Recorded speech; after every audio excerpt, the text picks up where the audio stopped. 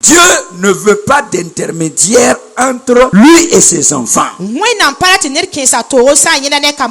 Comment tu vas laisser Dieu avec toi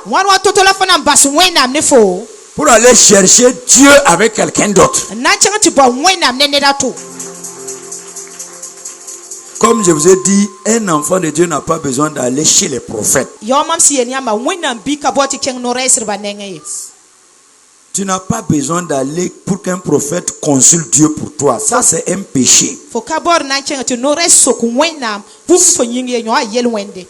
Quand tu vas voir un prophète pour qu'il consulte pour toi, là,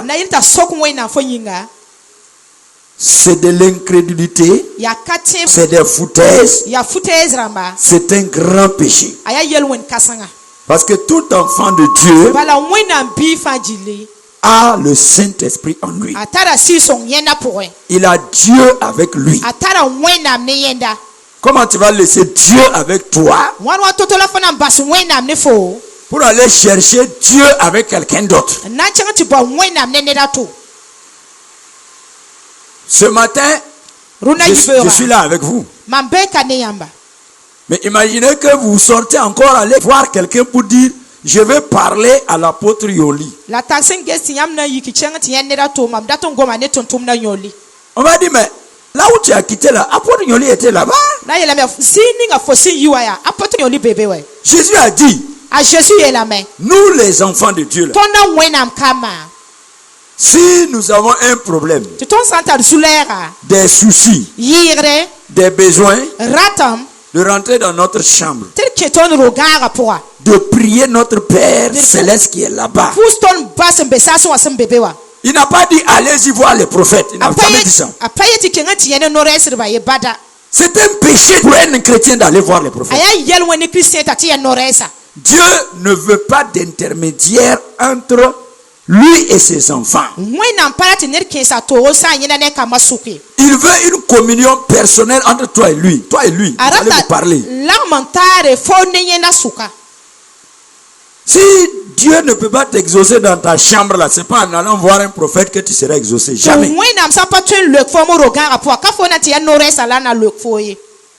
Maintenant, lorsque tu parles à Dieu dans ta chambre, il va te répondre. Et il a plusieurs manières de nous répondre. Il a plusieurs manières. Soit par des rêves, soit même tu vas ouvrir la Bible en lisant, tu vas trouver la réponse. Ou bien en écoutant un enseignement de la parole de Dieu. Ou bien quand tu vas venir à l'église, la parole de Dieu, à travers l'homme de Dieu, va répondre à ta question. Ou bien encore, quelqu'un sera chez lui et Dieu va lui donner un message pour toi. C'est comme ça la vie chrétienne normale. Le chrétien ne va pas chez les prophètes. Mais Dieu peut parler au prophète de venir lui dire quelque chose. Alléluia. Amen. Et quand un prophète vient te dire quelque chose, ce n'est pas quelque chose de nouveau. C'est quelque chose que toi-même tu avais déjà reçu. Donc, voici comment Dieu parle. Premièrement, il parle à toi seul. S'il voit que tu doutes, il va utiliser quelqu'un pour venir te dire la même chose qu'il t'a déjà dit. Tu n'as pas besoin d'aller à gauche à droite. Calme-toi seulement. Et si maintenant tu as reçu des messages et puis personne ne vient confirmer, soit ce n'est pas le temps de Dieu pour confirmer cela, soit ce n'est pas Dieu qui a parlé. Nous avons le Saint-Esprit comme les prophètes. C'est les païens qui ont besoin des prophètes. Parce qu'eux n'ont pas l'Esprit de Dieu. Donc c'est à eux d'aller chez les prophètes. C'est à eux d'aller dire au prophète: il faut prier Dieu pour moi. Il faut consulter Dieu pour moi.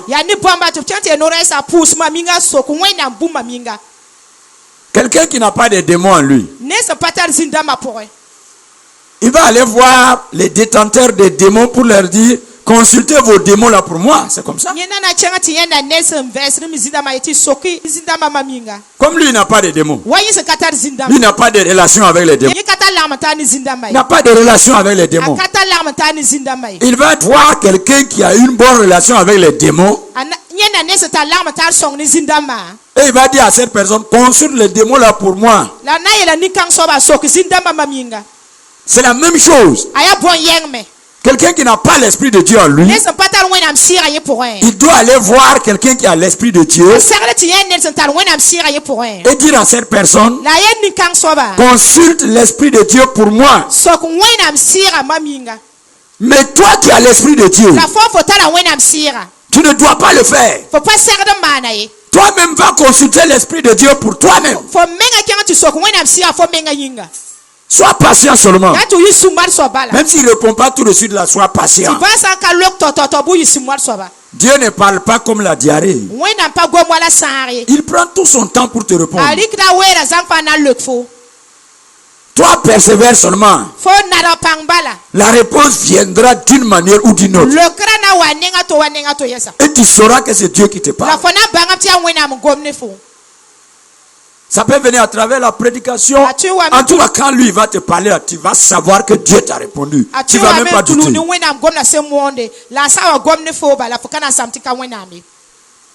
Quand ton père te parle là, est-ce que tu doutes, que tu te poses la question, est-ce que c'est papa qui m'a parlé?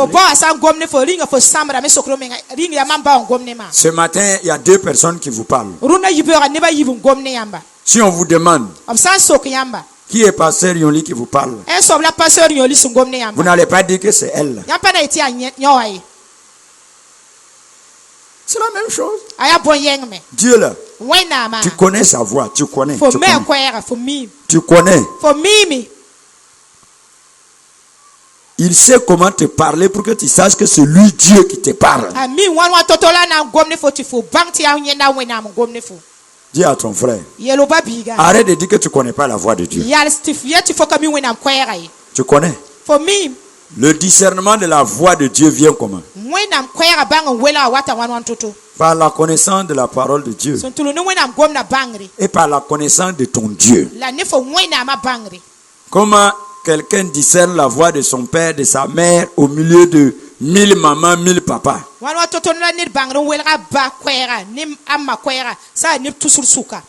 Parce que simplement, il connaît sa mère. Il sait que sa mère parle comme ça. On va jusqu'à connaître même les écritures de quelqu'un.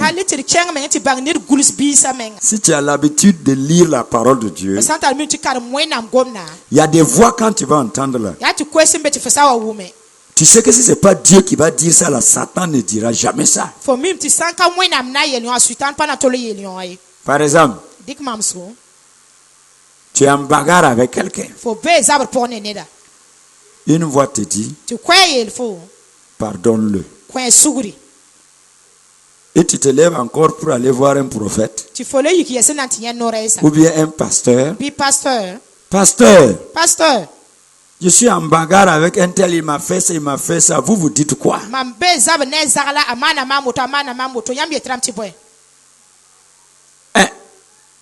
Malheureusement, nous les pasteurs aussi, on se précipite pour te donner la réponse.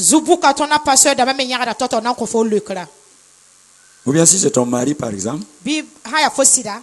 Mon mari là, il a fait ça. Ton mari là, il n'est pas facile. Hein? Un homme ne doit pas faire comme ça. Tu as fait pécher le pasteur. Parce que dans ta prière, même une voix t'a dit pardonne-le.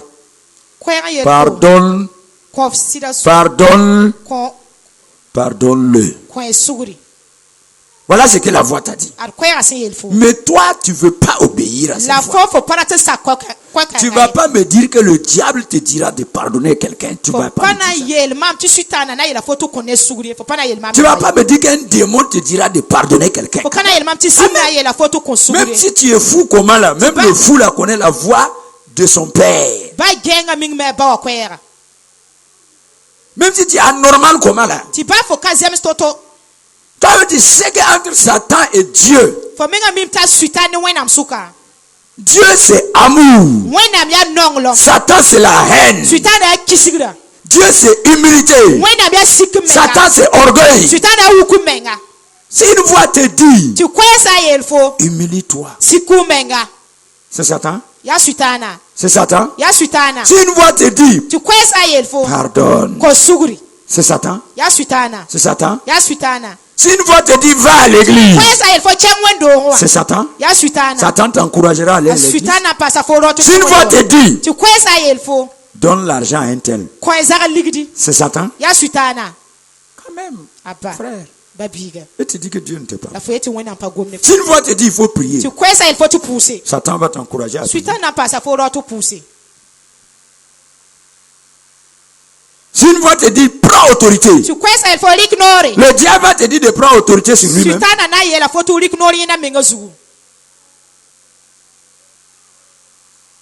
Pasteur, j'ai la pensée de jeûner, mais je ne sais pas si c'est Dieu qui me dit de jeûner.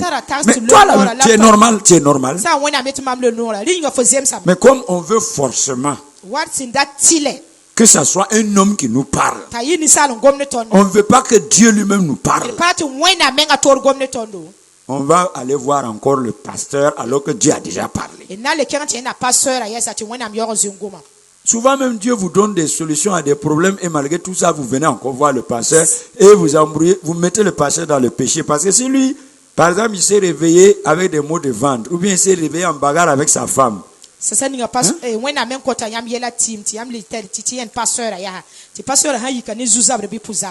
y a une sœur en Christ qui est allée voir un prophète là.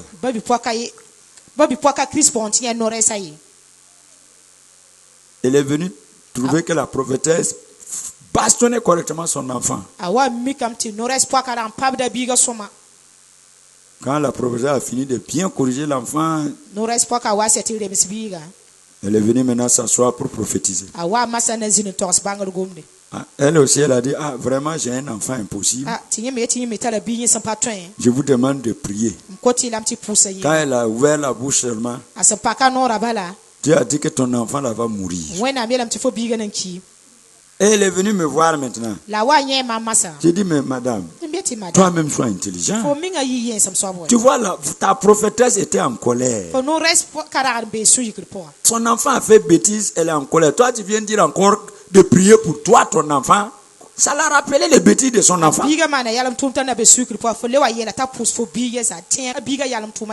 Dieu vous parle.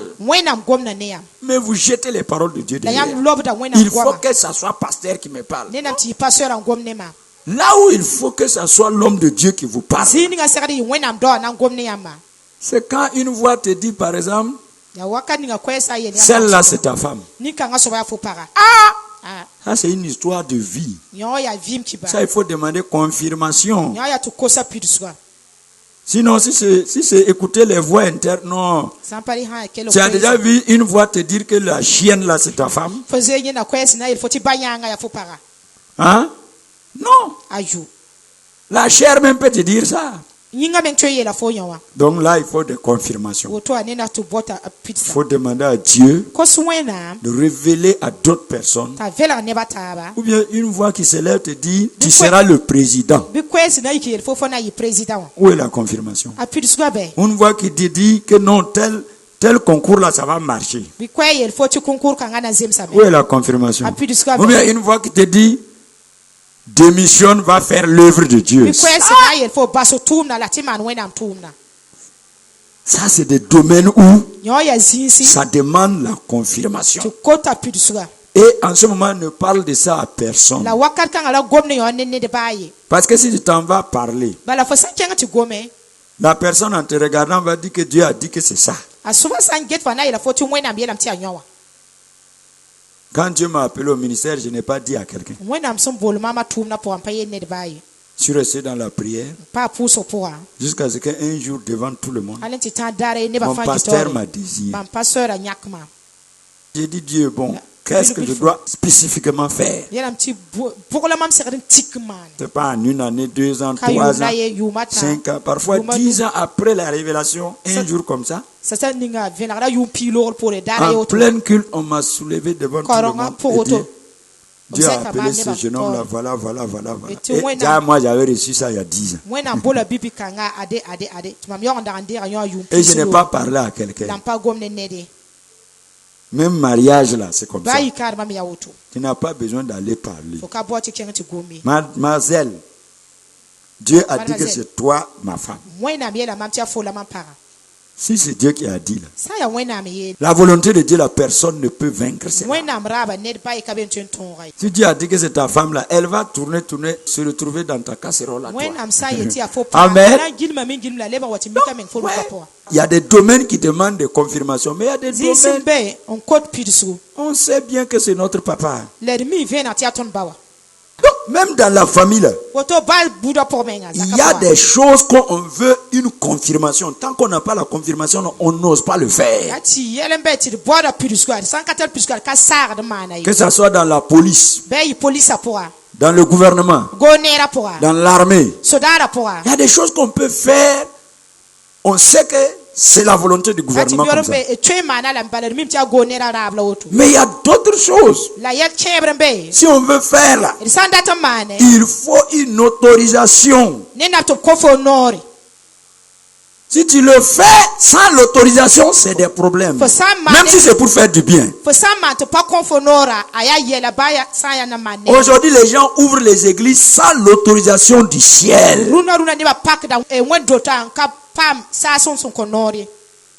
Il s'élève comme ça. Dieu m'a dit. Il part voir des prophètes qui ne sont pas leurs bergers spirituels. La première personne qui doit confirmer ton ministère là, c'est ton pasteur, ton berger spirituel. C'est lui le gardien de ton âme. Pourquoi Dieu va aller révéler à quelqu'un qui ne veille pas sur mon âme? Si Dieu a un ministère, le premier à recevoir la confirmation, c'est ton père spirituel. Les prophètes d'ailleurs, c'est des menteurs. Et c'est des mercenaires. Si ton âme se périsse, ils s'en foutent. Tu ne rentres pas dans leur église. Tu n'es pas leur brebis. Ils s'en foutent. Même s'ils vont te dire que Dieu a dit que tu dois devenir serviteur de Dieu, il faut aller ouvrir ton église. C'est par méchanceté pour casser l'église de l'autre là. C'est la méchanceté et la jalousie qui les poussent à te dire ça.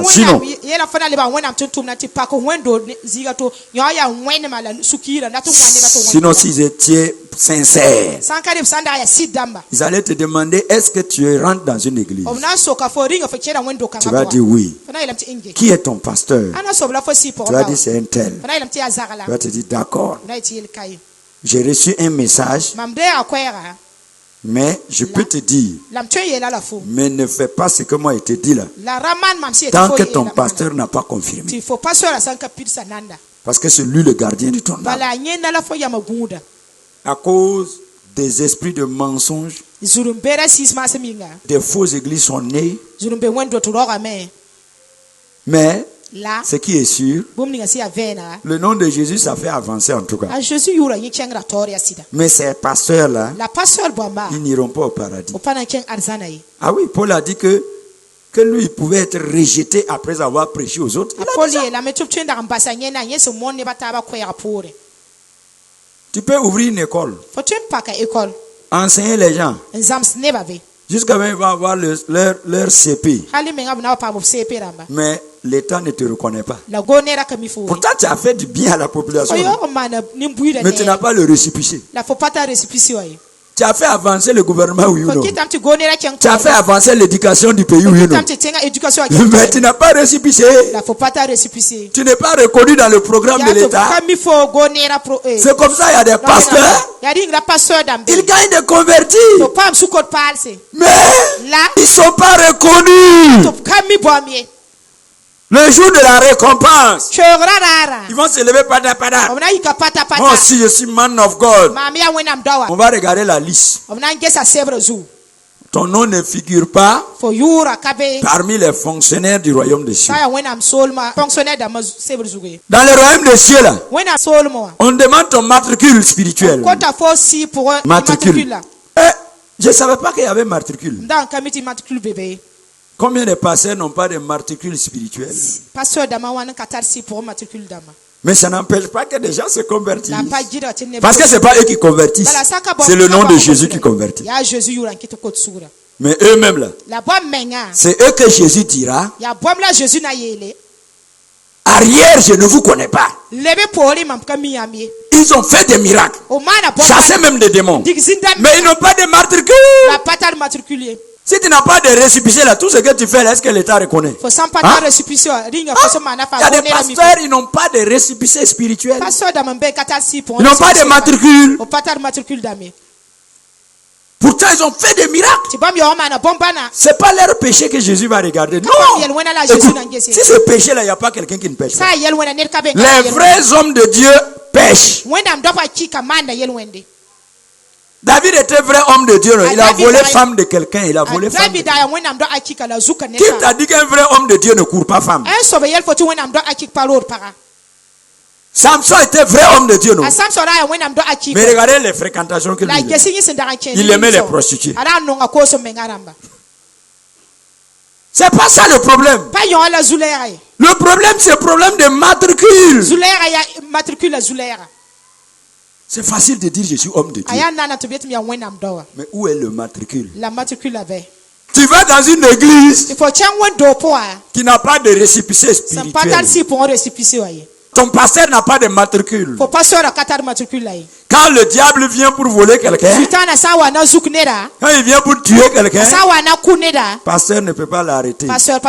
Il n'a pas de matricule. Tout demande de confirmation.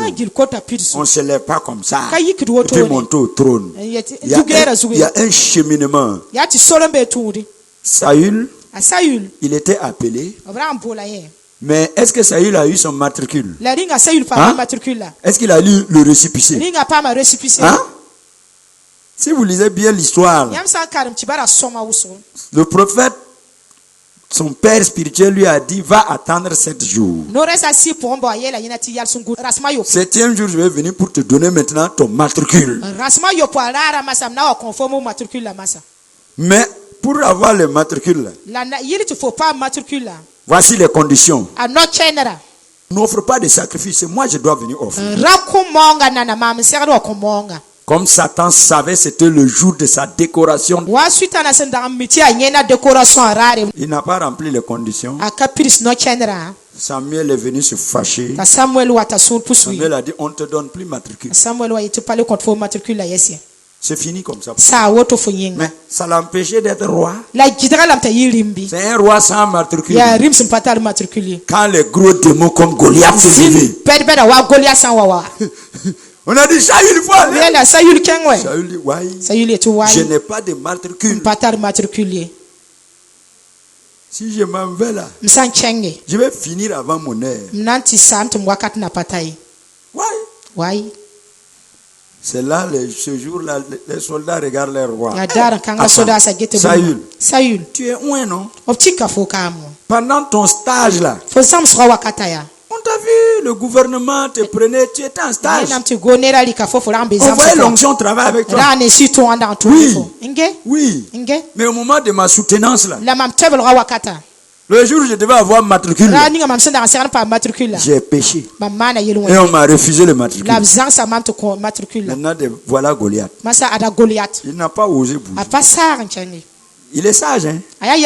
Il est prudent. Il sait qu'il n'a pas matricule. Mais David, qui est petit, lui, il est venu avec matricule. Le Goliath l'a bien insulté.